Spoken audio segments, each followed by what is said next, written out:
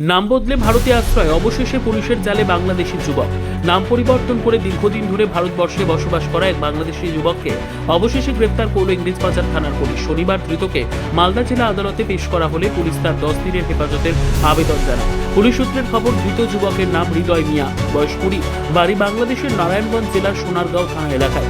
অভিযোগ, প্রায় 10 বছর আগে অবৈধভাবে ভারতবর্ষে প্রবেশ করে সে।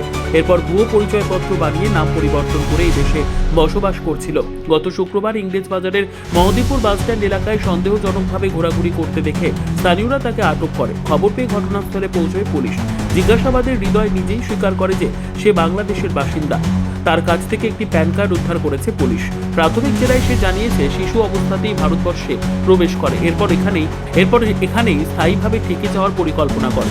তবে কিভাবে সে নথিপত্র সংগ্রহ করেছে এবং কারা তাকে সহযোগিতা করেছে সেই দিকটি খতিয়ে দেখছে তদন্তকারীরা।